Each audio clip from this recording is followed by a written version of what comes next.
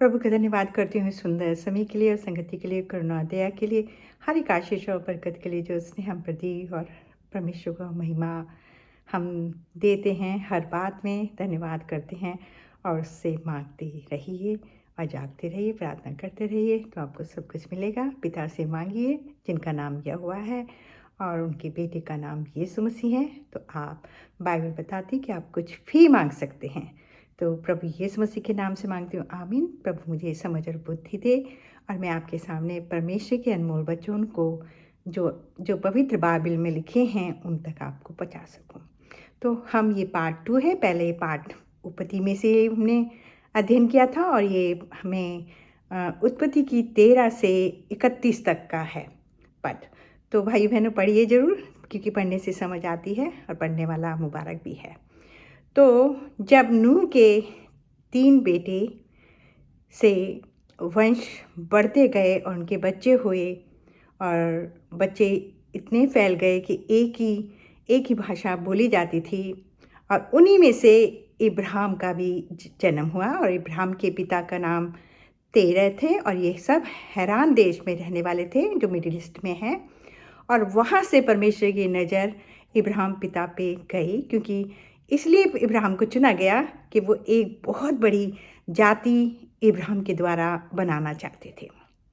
और उन्होंने इब्राहिम को चुना और चुनकर उससे कहा, इब्राहिम इब्राहिम तू मेरे साथ चल, तो मैं तुझे एक ऐसी जगह ले जाऊंगा जहाँ सब कुछ होगा और मैं सदा तेरे साथ बना रहूँगा और मैं वादे का परमेश्वर हूँ और तुझे किसी चीज़ की कमी नहीं होगी और तू मेरी बातें मान तो मैं बहुतों का पिता बनाऊंगा। और इब्राहिम पिता ने अपने पिता का घर छोड़ दिया और उनकी पत्नी का नाम सारा था और वो उसको लेकर और कुछ कबीलों के लोगों को लेकर निकल पड़े। और उनके एक भाई का बेटा, जो भाई मर गया था, उसका बेटा था लूत, उसको भी उन्होंने साथ में ले लिया और वह चलते गए। और जहाँ पहुँचाना था परमेश्वर यहोवा ने उनको कनान देश में पहुँचा दिया। वहाँ जाकर वो देखते हैं कि बहुत सारा हरियाली है, उपजाऊ भूमि है, पेड़ पौधे हैं और वो परमेश्वर का धन्यवाद करते हैं। और परमेश्वर उनको दर्शन देता है यहोवा और कहता है कि तू आसमान में देख कितने तारे हैं, इस तरह से तेरा वंश होगा और जितने समुद्र में रेत है उस तरह से तेरा वंश आने वाले समय में होगा और मैं तुझे आशीष पे आशीष दूंगा। और ये बात परमेश्वर ने उनको बोली और उन्होंने मान ली और कुछ उफ नहीं किया, बस परमेश्वर की बात वो मानते थे और परमेश्वर की आवाज़ को सुनते थे। और फिर काफ़ी, जब वो 75 साल के थे तब की ये बात थी और फिर उनको कोई बच्चा नहीं होता है और वो परमेश्वर से प्रार्थना करते हैं, क्या मेरा जो नौकर है वो मेरे बाद कबीले का सरदार बनेगा? तो परमेश्वर कहते नहीं, ऐसा नहीं होगा, तेरा निज पुत्र होगा। और फिर उनकी पत्नी सोचने लगती है कि क्यों ना मेरी दासी जो हाजिरा है, जो हमारे यहाँ काम करती है, उससे एक बच्चा पैदा कर लेते हैं, क्योंकि सारा बांझ थी और उसके बच्चा नहीं हुआ था और 25 साल तक उन्होंने इंतज़ार किया था। और वो हाजिरा के पास जाते हैं और हाजिरा को एक बेटा मिलता है और उसका नाम इस्माइल रखा गया। और ये हाजिरा जो थी अन्य जातियों में से थी, इब्राहिम के वंश में से नहीं थी, क्योंकि पहले आपस में ही शादी की जाती थी, दूसरे धर्म में शादी नहीं की जाती थी। इस तरह से हाजिरा से एक जाति उत्पन्न हुई जो आज आप जानते हैं मुस्लिम लोग कहलाए जाते हैं। और फिर परमेश्वर ने जब वो 100 साल के हुए तो उन्हें फिर दर्शन दिया और 3 फरिश्ते आए और कहने लगे, इब्राहिम आने वाले समय में तेरे पास एक बेटा होगा। और ये बात सुनकर उनकी पत्नी सारा हंसने लगी और कहने लगी कि मैं तो अब बूढ़ी हो चुकी हूँ, मुझे बच्चे नहीं हो सकते हैं।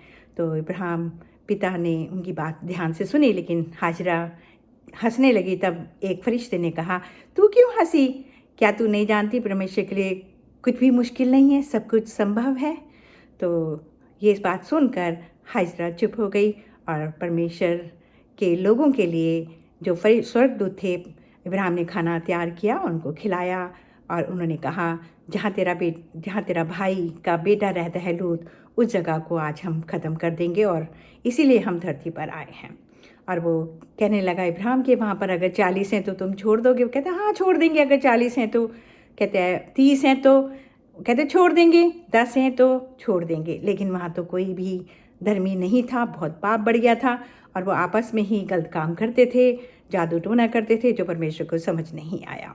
और जाकर इब्राहिम के घर के बाहर उन्होंने ये सब बात इब्राहिम को बताई और वो चले गए अमूरा और समूरा नगर में, जहाँ उनका भतीजा रहता था जिसका नाम लूत था। और वहाँ जाकर उन्होंने देखा कि वहाँ पे बहुत पाप बढ़ चुका है और वो लूत के घर में गए और लूत को सारी बातें समझा दी। और जो बाहर लोग थे, जो बहुत गलत लोग थे, पापी लोग थे, वो दरवाज़ा खटखटाने लगे, कहने लगे कि इन तीनों आदमियों को हमें दे दे, हम इनके साथ गलत काम करेंगे। इब्राहिम ने कहा नहीं, मैं ऐसा नहीं होने दूंगा, ये स्वर्ग से आए हैं, मैं ऐसा नहीं होने दूंगा। और फिर स्वर्गदूतों ने उनको सबको अंधा कर दिया। और बाइबल में लिखा है कि फरिश्तों ने उसके बेटियों के और पत्नी के और लूत का हाथ खींच कर बाहर ले गए। और इस तरह से उनकी जो पत्नी थी वहीं पे आज खंबा भी बनी हुई है। और फरिश्तों ने कहा कि पीछे मुड़ कर नहीं देखना, और उस औरत ने पीछे मुड़ा और आज वो वहीं पे खंबा है। और ये आप गूगल कर सकते हैं, क्योंकि जो बातें बाइबल में लिखी हैं वो आज इतिहास में भी लिखी गई हैं, और ये सारा इसराइलियों का इतिहास है। इस तरह से अमोरा और समोरा को आग और गंधक से नष्ट किया गया।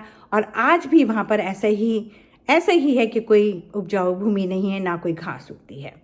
तो फिर उसके बाद इब्राहिम के यहाँ एक बेटा होता है, और जब वो बेटा बड़ा होने लगता है तो सारा बहुत खुश होती है। लेकिन हाजरा के मन में अब पाप भर आता है और वो सोचती है कि मेरा बेटा बड़ा है, वही सरदार बनेगा अगर इब्राहिम की बात।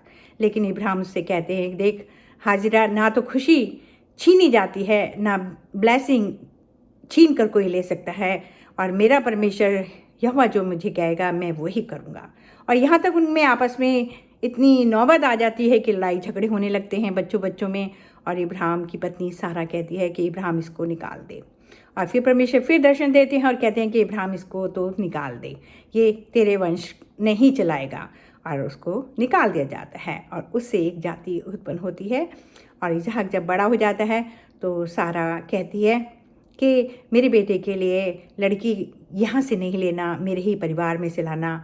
और सारा की इच्छा पूरी नहीं होती और सारा मर जाती है। और फिर इब्राहिम अपने नौकर को कहता है कि देख, मैं अपने बेटे को अपने माँ बाप के ज़मीन पर नहीं भेज सकता, तू उसके लिए एक लड़की को पसंद करके ला और सारा के ही परिवार में से ला। और उसको कह देता है कि अगर तू नहीं ला सका तो मैं तेरे को इस वजह से भी मुक्त कर दूंगा और तुझे कुछ नहीं बोलूँगा। और उनका जो नौकर था एलीजार, वो बहुत सारे रथ सोने चांदी लेकर, पहले वक्तों में ऐसे ही होता था कि अगर दुल्हन को लाना है तो सोने चांदी दिए जाते थे और लड़के वाले देते थे।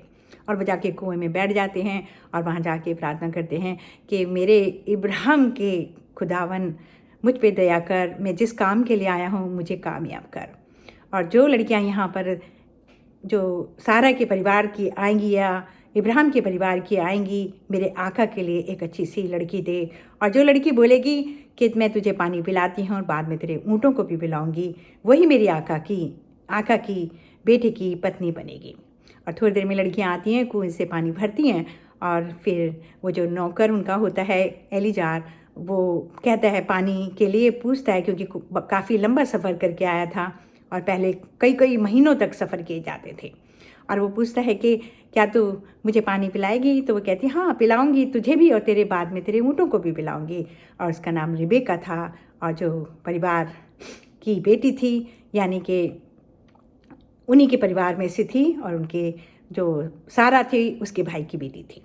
और वो कह देता है, उसको कड़े निकालता है सारा के, और वो दे देता है और कहता है जा अपने पिता से बात कर। और वो घर जाती है, कड़े दिखाती है, तो माँ बाप समझ जाते हैं कि ज़रूर किसी ने इसको पसंद किया है। लेकिन वो कहते हैं किसने पसंद किया है, हम किसकी इतनी हिम्मत है? तो वो कड़े देखकर पहचान जाते हैं कि ये तो हमारी बहन के कड़े थे। और वो आते हैं और देखते हैं कि बहुत समान है, क्योंकि वो सारा का जो भाई था वो अच्छा नहीं था, लबान, और उसको कोई पसंद नहीं करता था, थोड़ा लालची था। और वो देखता है कि बहुत ऊँट हैं, सोना चांदी है, और वो आपस में बात करते हैं और उसको पसंद करता है एलीजार अपने आका के बेटे के लिए, और उसको ले आता है। इस तरह से इसहाक इब्राहिम की बेटी की बहू रिबेका बनती है। अब रिबेका गर्भवती होती है और उसके पेट में 2 जातियाँ उत्पन्न होती हैं, 2 बच्चे होते हैं जो पेट में ही लड़ने शुरू हो जाते हैं। और वो बहुत घबराती है और कहती है कि मैं किसी नबी के पास जाकर ये बात पूछूंगी। और वो जाती है और नबी से पूछती है कि मेरे अंदर क्या हो रहा है, मुझे समझ नहीं आता और आपस में कोई लड़ रहा है और मैं बहुत परेशान हूँ।